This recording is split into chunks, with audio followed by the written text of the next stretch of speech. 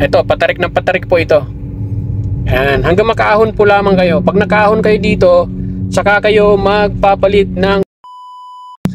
What's up guys? So nandito tayo ngayon sa paahon na kalsada at the same time zigzag. So this video mga kaibigan, ipapakita ko sa inyo kung anong gear ang gamit sa mga gantong kalsada. So ayan, tignan po natin. So nandito tayo ngayon sa ibaba. Ayan, wala pa tayo sa ahon. Pero dyan sa unahan na yan, dyan magsisimula yung paahon, pakurbada. Ayan, kurbada din zigzag. Ngayon, ito yung lagi ko sinasabi mga kaibigan, na kapag kayo ay loaded or halimbawa may mga kasama kayo sa likodan, so kailangan ilagay nyo na sa first gear kung kayo ay naka-manual transmission.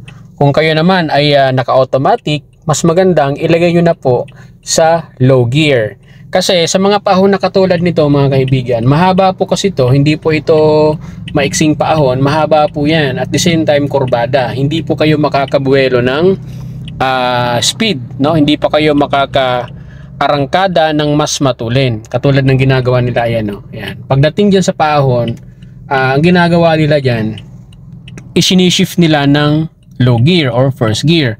So, para makasigurado kayo mga kaibigan, dito pa lang sa ibaba, ilagay nyo na ng first gear. Ayan, lagay natin ng first gear. Ayan. Then, saka po kayong mag-move para sigurado kayong makaahon. Ayan. So, move tayo unti-unti. At makikita nyo mamaya, medyo matarik po talaga yung daan na yan. Ayan, proceed tayo. Ayan.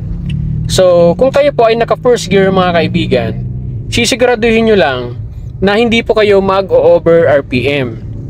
Ayan, para hindi po mag-overheat or hindi naman masyadong maugong ang makina ng sasakyan nyo. Ayan, yung RPM natin is almost nasa 2.5.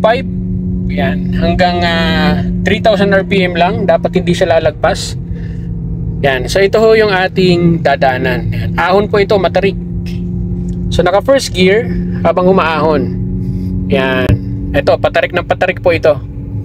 Ayan, hanggang makaahon po lamang kayo. Pag nakaahon kayo dito, saka kayo magpapalit ng second gear, from first gear to second gear.